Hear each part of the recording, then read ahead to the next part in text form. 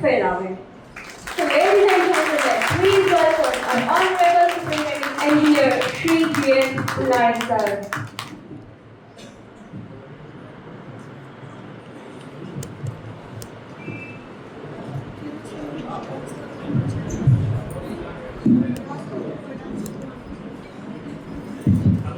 આજના લાઇનમેન દિવસના પ્રસંગે ઉપસ્થિત સર્વે ઇજનેર મિત્રો, HR તથા એકાઉન્ટના સ્ટાફ મિત્રો,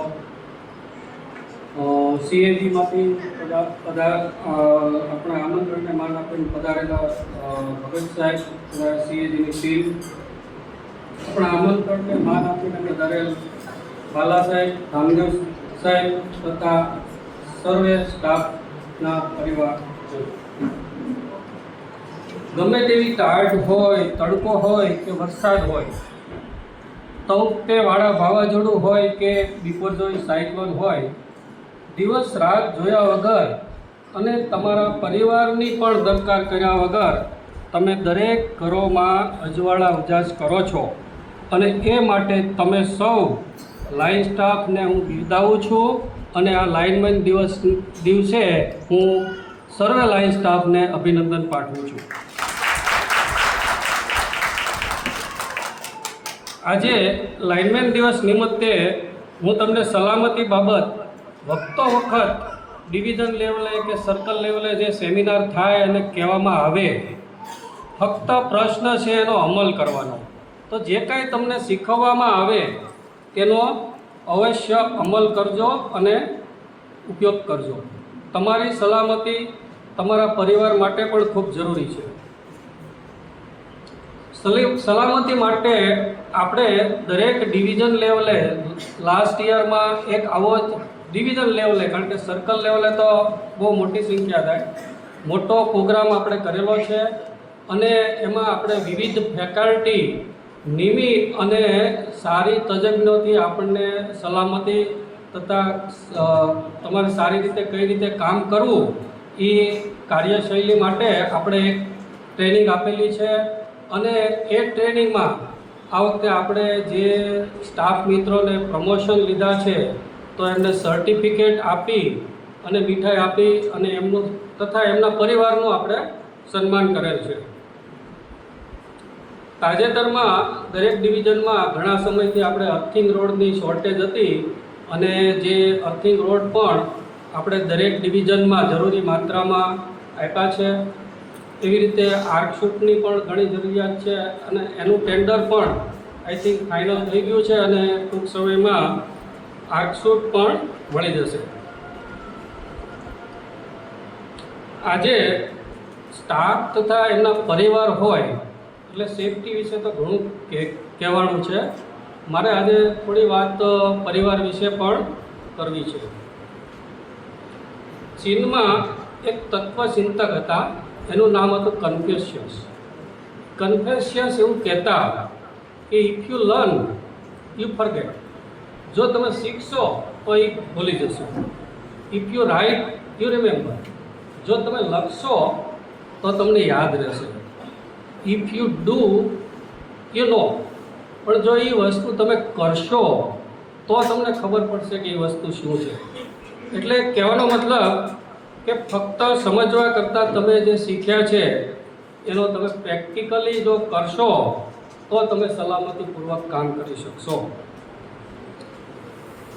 જે તમે શીખો છો જ્ઞાન અને આવડત, એના માટે એક સંસ્કૃતમાં એક શ્લોક છે, વિદ્યા છે, દરેકને નોલેજ માટેનો એક સારો શ્લોક છે.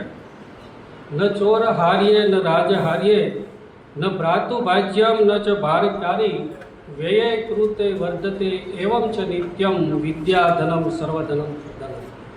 એટલે તમારું જે નોલેજ છે એ કોઈ ચોર કે રાજા તમારું હરણ નથી કરી શકતા, એમાં તમારો ભાઈ પણ ભાગ નથી પડાવી શકતા અને એનો તમને વજન નથી લાગતો.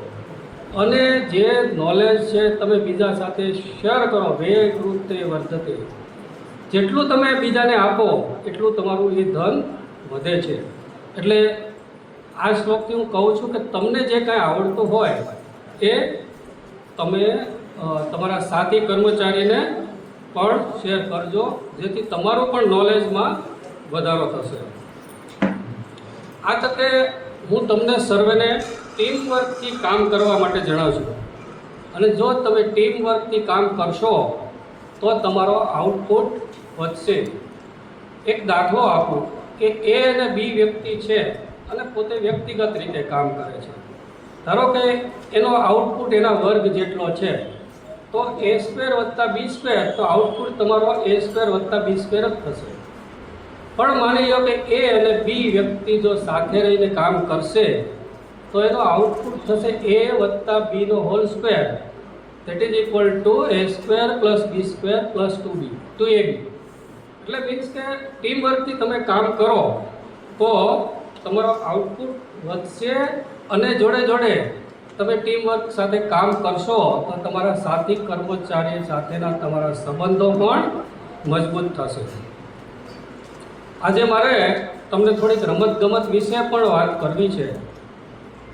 રમતગમતમાં જો વાત કરું તો 23-24ની જે સિઝન ગઈ તે અમરેલી સર્કલમાં એક પણ રમતમાં આપણે ચેમ્પિયન અથવા રનર્સઅપ થયા નથી.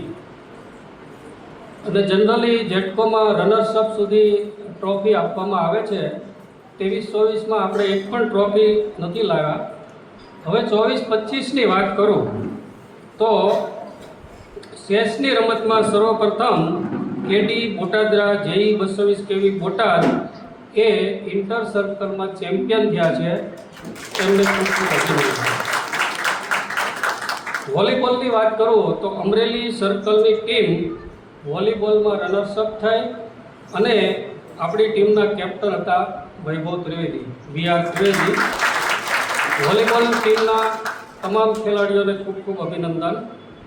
કબડ્ડીની વાત કરું તો કબડ્ડીમાં અમરેલી સર્કલ જેટકો ઇન્ટર સર્કલમાં ચેમ્પિયન થયું, અને કબડ્ડીના આપણા કેપ્ટન હતા KJ જુમાભાઈ.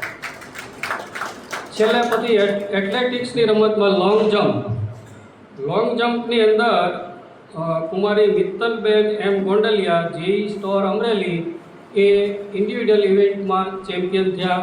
એમને ખૂબ ખૂબ અભિનંદન. ડિસ્ક થ્રોમાં ઇન્ડિવિડ્યુઅલ ઇવેન્ટ હતી. એમાં AJ કારેટિયા ઇલેક્ટ્રિશિયન 220 KV ચરખા રનર્સઅપનો કપ લઈને આવ્યા. એમને પણ ખૂબ ખૂબ અભિનંદન. છેલ્લે વાત કરું બ્રિજની, તો બ્રિજ ગેમમાં જેટકો કંપની લેવલે ક્યારેય ચેમ્પિયન નહોતું થયું. જેટકોના ઇતિહાસમાં ક્યારેય રનર્સઅપ કપ જેટકો પાસે છે. બ્રિજ પત્તાની રમત છે, એમાં ક્યારેય ચેમ્પિયન નથી થયું. આ વખતે બ્રિજની રમતમાં જેટકોની ટીમનો કેપ્ટન હું હતો. 4 ખેલાડીની રમત છે. મારી સાથે એક અમરેલી સર્કલના જ એક ખેલાડી હતા CJ મહેતા, અને 2 ખેલાડી સુરેન્દ્રનગર સર્કલના હતા. જેટકો આ વખતે ફર્સ્ટ ટાઈમ ચેમ્પિયન થયું, એટલે એ બ્રિજના ખેલાડીને પણ અભિનંદન. આજે આપણે તમામ આ રમતવીરોને પણ સન્માન કરવાનું છે. હવે બીજી વાત કરું 66 KV જસપરા SS. ઘણાએ જોયું હશે, અને જવાનું થાય તો જોજો. આપણા સર્કલનું સારામાં સારું સબસ્ટેશન, ઓપરેટિંગ સ્ટાફ એટલા દિલથી મહેનત કરે છે. તમને ક્યાંય એક તણખલું કે પૂતરું નહીં જો, એટલું સ્વચ્છ રાખે છે. અને વધુ કહેવાનું કે એ લોકોએ સ્વખર્ચે તમે વિવિધ જે પ્લાન્ટેશન જસપરામાં કર્યું છે, તો એ માટે આજે આપણે જસપરાના સ્ટાફનું પણ સન્માન કરશું. હવે આમાં હું એક કોઈને પ્રશ્ન પૂછું કે ગાડી એટલે 4 વ્હીલ ચલાવતા કેટલાને આવડે છે? એ ઊંચી આંગળી પર. 4 વ્હીલ ચલાવતા નથી કેટલાને આવડતી? બરાબર. હવે કહેવાનો પ્રશ્ન એવો છે કે જેને હું ગાડી ચલાવતા નથી આવડતી એને હું સારામાં સારી રોલ્સ રોયસ કે મર્સિડીઝ કાર આપીશ, અને એમ કહીશ કે આ જોશી સાહેબને તમે બોટાદ પહોંચાડવાના છે, તો એ પહોંચાડી શકશે? નહીં પહોંચાડી. પણ જેને ગાડી ચલાવતા આવડે એને હું નબળામાં નબળી મારુતિ 800 કે એનાથી નબળી ગાડી આપીશ, અને કહીશ કે જોશી સાહેબને તમારે બોટાદ પહોંચાડવાના છે તો બોટાદ શું અમદાવાદ સુધી પહોંચાડી દેશે, બરાબર? એટલે આ ગાડીનું માધ્યમ, એટલે હું કહું છું કે ગાડી કેવી છે એ મહત્ત્વનું નથી, ગાડી ચલાવનાર કેવો છે એ મહત્ત્વનું છે. આ ગાડીના માધ્યમથી હું પરિવાર તરફ વાત કરીશ કે આપણા સંતાનો કેવા છે એ મહત્ત્વ નથી. સંતાનરૂપી ગાડીને સફળતાના પથ પર ચલાવવા માટે વાલીરૂપી ડ્રાઈવર આપણે કેટલા સારા છીએ તે ખૂબ મહત્ત્વનું છે. કોઈ પણ ગાડીને ચલાવવા માટે ફ્યુઅલની જરૂર પડે છે, તેવી જ રીતે સંતાનરૂપી ગાડીને સફળતાના પથ પર ચલાવવા માટે પણ ફ્યુઅલની જરૂર છે, અને એ ફ્યુઅલ છે પ્રેમ, પ્રેરણા અને પ્રોત્સાહન. હવે એક હું તમને ઉદાહરણ આપું કે મહાભારતનું યુદ્ધ થયું હતું, એમાં 18 ઔક્ષણી સેના લડી. કૌરવોની પક્ષે 11 ઔક્ષણી સેના હતી અને પાંડવોના પક્ષમાં ફક્ત 7 ઔક્ષણી સેના હતી.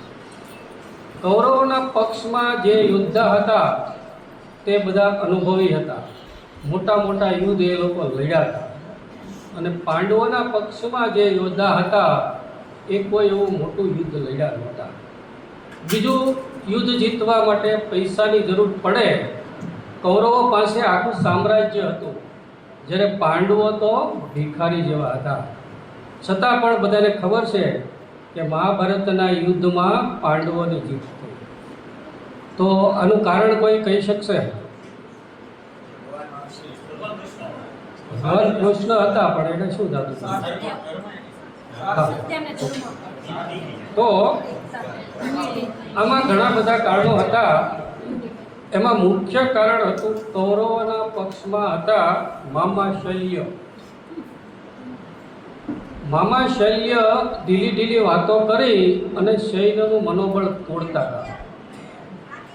જ્યારે યુદ્ધની વ્યૂહરચનાની મીટિંગ થાય ત્યારે એવું કહેતા હતા કે અર્જુન પાસે તો બ્રહ્માસ્ત્ર છે, આપણે કઈ રીતે જીતવું, એટલે મીન્સ કે સૈન્યનું મનોબળ તોડતા હતા. જ્યારે પાંડવોની પક્ષમાં શ્રી કૃષ્ણ હતા અને એ સેનાને પ્રેમ, પ્રેરણા અને પ્રોત્સાહન આપી અને સૈન્યનું મનોબળ વધારતા હતા. અર્જુનનું મનોબળ જ્યારે સાવ તૂટી ગયું હતું ત્યારે શ્રી કૃષ્ણએ એને પ્રોત્સાહન, પ્રેમ અને પ્રેરણા આપી અને એનું મનોબળ વધાર્યું હતું. કહેવાનો મતલબ, જો આ દાખલા પરથી એમ કહું કે તમારે પણ તમારા સંતાનો પ્રત્યે કૃષ્ણની ભૂમિકામાં આવવું છે. તમારે એવું નથી કહેવાનું કે આ તારાથી ન થાય.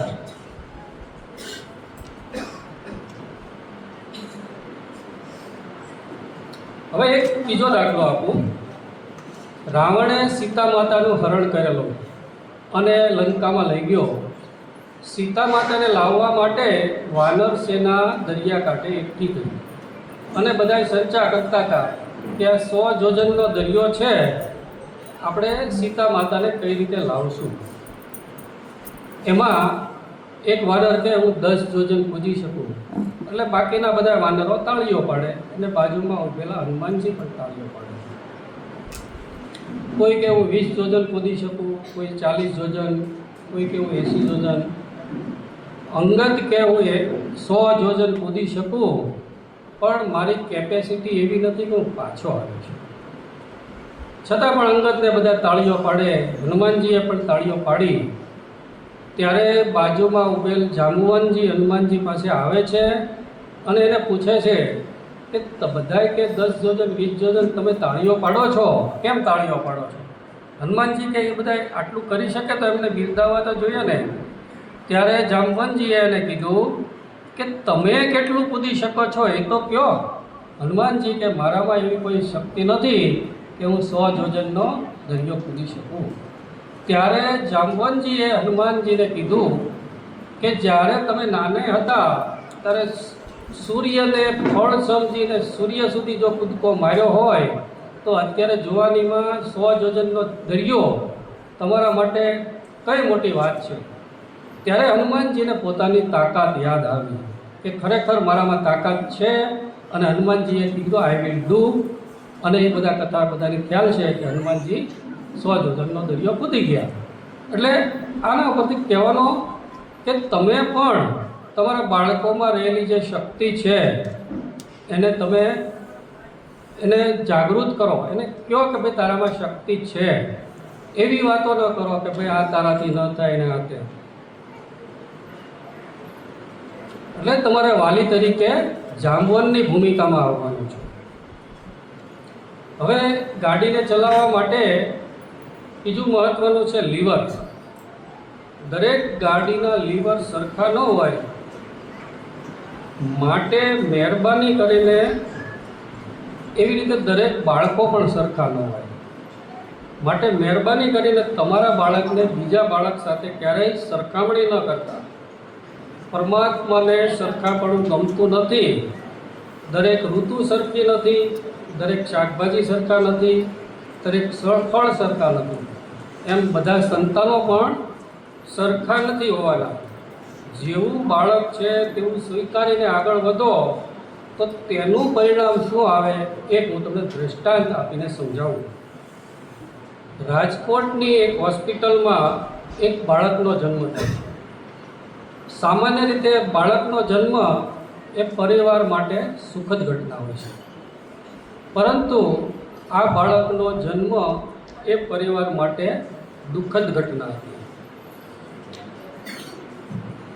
કારણ કે બાળકને બંને આંખો નહોતી, બાળકને નાક નહોતું, બાળકને હોઠ નહોતા, એને તાળવું નહોતું.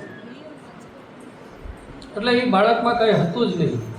એટલે ડૉક્ટરે વડીલ દાદાને બોલાવીને કીધું કે આપણે આ બાળકને ઇન્જેક્શન આપી દઈએ અને ભગવાન પાસે પાછું મોકલી દઈએ.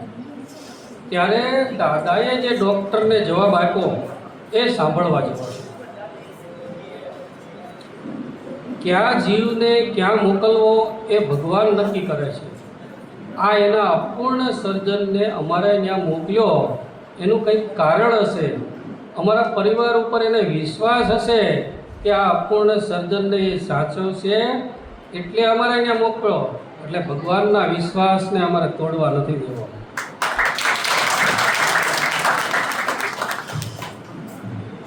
એટલે હોસ્પિટલમાંથી રજા લઈ અને બાળકને લઈને આ પરિવાર ઘરે આવે છે. દાદા બધાને ભેગા કરે છે અને કહે છે કે સામાન્ય રીતે બાળકનું નામ પાડવાનો અધિકાર એની ફઈનો હોય છે, પણ આ બાળકનું નામ મારે પાડવું છે. દાદા એક બાળકનું નામ ઉત્તમ રાખે છે, ઉત્તમ મારું, એની સરનેમ મારું છે. અને પરિવારના દરેક સભ્યને કહે છે કે તમારાથી આ બાળક માટે જે થાય એ કરવાનું છે. એ બાળકને ક્યારેય એવું યાદ નથી આપવાનું કે તારામાં આ ખામી છે, અને આપણે બને તો એના ઉત્તમ નામને સાર્થક કરવાનું છે. આ બાળક ઉપર 7 થી 8 ઓપરેશન થાય છે. એનું નાક સાજું થાય છે, એના હોઠ સરખા થાય છે, એનું તાળવું સરખું કરે છે, પણ એ બાળકનું આંખનું તેજ પાછું ન આવે. એ બાળક આખી જિંદગી પ્રજ્ઞાચક્ષુ રહ્યો. છતાં પણ દરેક પરિવારે આ બાળક માટે થાય તે કર્યું, અને એનું પરિણામ શું આવ્યું એ તમે સાંભળો. આ બાળક 10મા ધોરણમાં ડિસ્ટિંક્શન માર્ક લાગ્યો. એ પણ પ્રજ્ઞાચક્ષુ વિદ્યાર્થીઓ સાથે ભણીને નહીં, નોર્મલ વિદ્યાર્થીઓ સાથે ભણીને, ફક્ત સાંભળીને, એ કંઈ જોઈ નહોતો શકતો.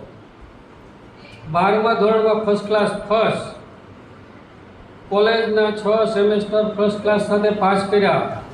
આ બાળકે પોસ્ટ ગ્રેજ્યુએટ કર્યું અને હવે એ પીએચડી કરશે. પ્રજ્ઞાચક્ષુ હોવા છતાં માત્ર સાંભળીને ભગવદ્ ગીતાના 700 શ્લોક આ બાળકને મોઢે અને એ હૃદય કંઠસ્થ. તમે ગીતા લઈને એને પૂછો કે 14મો અધ્યાય અને શ્લોક 12મો શ્લોક, તો તરત જ એ 12મો શ્લોક બોલે.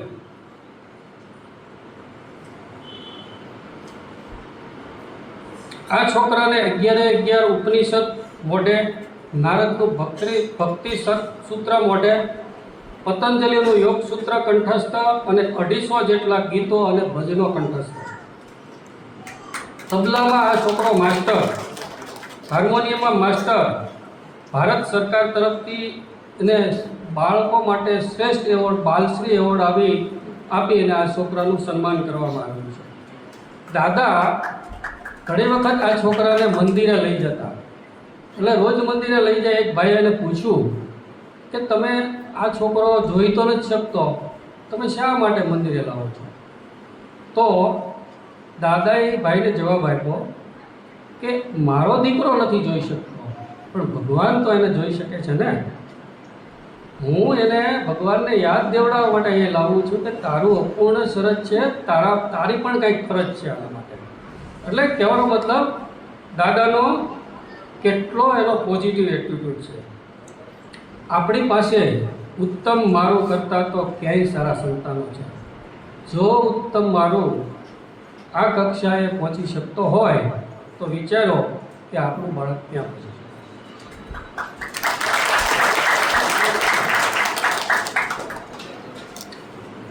હવે સંતાનરૂપી ગાડીને સફળતાના પથ પર દોડાવવા માટે બ્રેકની પણ જરૂર છે. કોઈ પણ વસ્તુનો અતિરેક થાય તો એ આપણે બ્રેક મારવી પડે. બાળક જ્યારે નાનું હોય ત્યારે એને મોબાઈલ ઉપર બ્રેક મારો. મોબાઈલ એપલ કંપનીના મોબાઈલ આવે છે, એનો માલિક છે સ્ટીવ જોબ્સ. એક ભાઈએ સ્ટીવ જોબ્સને પૂછ્યું કે તમારા બાળક કયો મોબાઈલ વાપરે છે? તો સ્ટીવ જોબે કીધું કે મારા બાળકો આ બેઠા જ છે, તમે જ પૂછી લો ને. નાના બાળકો હતા. એટલે એ ભાઈએ પૂછ્યું કે તમે એપલનું કયું મોડેલ વાપરો છો? તો બાળકોએ કીધું વી ડોન્ટ યુઝ સેલફોન, અમે કોઈ પણ જાતનો મોબાઈલ વાપરતા નથી. કહેવાનો મતલબ મોબાઈલ ખરાબ છે એવું નથી, મોટા થાય ત્યારે આપો, પણ એનો વિવેકપૂર્ણ ઉપયોગ થાય તે જોવાની જવાબદારી વાલી તરીકે આપણી છે. બીજું, સંતાનોને વધારે પૂરતા લાડ ન લગાવો. એને જરૂરી ફેસિલિટી જરૂર આપો, પણ વધારે પડતા લાડ ન લગાવો. ગોવિંદભાઈ ધોળકિયા અમરેલી જિલ્લાના છે, બધાએ નામ સાંભળ્યું છે. સુરતમાં ડાયમંડનો બહુ મોટો કારોબાર છે એનો. એ ડાયમંડ કિંગ ગણાય. એનો છોકરો શ્રેયાંશ લંડન યુનિવર્સિટીમાં કોલેજ કરે છે. એકવાર ગોવિંદભાઈ એને મળવા લંડન જાય છે અને શ્રેયાંશ એને સારી રેસ્ટોરાંમાં જમવા લઈ જાય છે અને મોંઘામાં મોંઘી જે આઈટમ હોય એનો ઓર્ડર કરે છે અને ક્વોન્ટિટી પણ એટલી ઓર્ડર કરે છે કે જે 10 જણાને થાય, 2 જ જણાને જમવું. 2 જમ્યા, ઘણું બધું પડ્યું રહે. પછી ગોવિંદભાઈ એને કીધું કે ભાઈ આપણે જે જમવા જઈએ તો એમાં ભલે કરકસરનું નથી કરતા, પણ વિવેકપૂર્ણ ઓર્ડર આપવો જોઈએ. ત્યારે શ્રેયાંશે ગોવિંદભાઈને કીધું કે હું જ્યાં જમવા જાઉં ફક્ત મેનુમાં આઈટમના નામ સામે જ જોઉં છું, એના ભાવ સામે ક્યારેય જોતો નથી. ગોવિંદભાઈ તો સુરત પાછા આવે છે. આ શ્રેયાંશ ભણતર પૂરું કરી અને સુરત પરત આવે છે. ત્યારે એને ધંધામાં લેવાની વાત આવે ત્યારે ગોવિંદભાઈ એની ઉપર એક શરત મૂકે છે કે તું મારી જો એક શરત પૂરી કરીશ તો હું તને મારા ધંધામાં લઈશ. કે હું તને 5,000 રૂપિયા આપું છું અને તારે ભારતના એક દૂરના એવા રાજ્યમાં જવાનું કે જ્યાં ગોવિંદભાઈને કોઈ ઓળખતું ન હોય અને 1 મહિનો તારે રોકાવાનો છે અને મહિના પછી પાછો આવે તારે 5,000 તને પાછા આપવાના છે. શ્રેયાંશ કેરલા જાય છે, ત્યાં એક રેસ્ટોરાંમાં 1 મહિનો કામ કરે છે. એમાંથી જે આવક થાય એમાં ગુજરાન ચલાવે છે અને મહિના પછી સાદાઈથી ત્યાં જીવન કરી અને પાછો ઘરે આવે છે. ત્યારે એને ગોવિંદભાઈ પૂછે છે કે તને આ 1 મહિનામાં શું શીખવા મળ્યું? ત્યારે શ્રેયાંશે કીધું કે લંડનની જે યુનિવર્સિટી મને 3 વર્ષમાં કાંઈ નથી શીખવી શકી એ એક આ મહિનામાં હું શીખ્યો છું. કહેવાનો મતલબ કે બાળકોને જરૂરી ફેસિલિટી આપો, વધારે પડતા મોજ શોખ ન કરવા દો. આપણે જેમ બેંકમાં ખાતું ખોલાવીએ અને એવી જ રીતે તમે જે વ્યક્તિના પરિચયમાં આવ્યો એની હારે લાગણીનું એક બેંક એકાઉન્ટ ખુલે છે. એ તમારો સંતાન હોય કે તમારી પત્ની હોય કે તમારા સગા સંબંધી હોય કે તમારા મિત્રો હોય. બેંકની અંદર જેમ તમે પૈસા મૂકો અને ઉપાડો ત્યારે બેલેન્સની જે વધઘટ થયા કરે, એવું જ તમે જેની સાથે વ્યવહાર કરો તો લાગણીના એકાઉન્ટમાં પણ પ્લસ માઇનસ થયા કરે છે. તમારા બેંક ખાતામાં 1 લાખ રૂપિયા જમા હોય અને કોઈને 10,000નો ચેક આપશો તો એ ક્લિયર થશે. પણ તમારા ખાતામાં 1 લાખ હોય અને તમે 5 લાખનો કોઈને ચેક આપશો તો એ પાછો, કારણ કે એકાઉન્ટમાં બેલેન્સ નથી. એવી રીતે લાગણીના એકાઉન્ટમાં પણ બેલેન્સ જરૂરી છે. જો તમારા મિત્રો, તમારા પરિવારજનો કે તમારા સગા સંબંધી જો તમારી વાત માનવાનો ઇનકાર કરે તો સમજો કે આપણા લાગણીના એકાઉન્ટમાં બેલેન્સ ખાલી થઈ ગયું છે.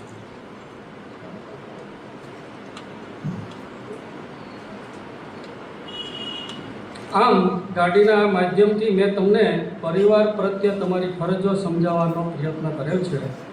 ફરીવાર આપ સૌને તથા આપના પરિવારને લાઇનમેન દિવસની ખૂબ ખૂબ શુભેચ્છા. આ સાથે હું મારી વાણીને વિરામ આપું છું. આપ સૌનો ખૂબ ખૂબ આભાર. સર, જ્યારે માર્ગ પરથી વિસ્મૃત થયા અમે, ત્યારે માર્ગદર્શક બની આવ્યા તમે. Thank you very much for the beautiful speech and inspirational words. Please have a big round of applause. ખૂબ જ પ્રેરણાદાયી અને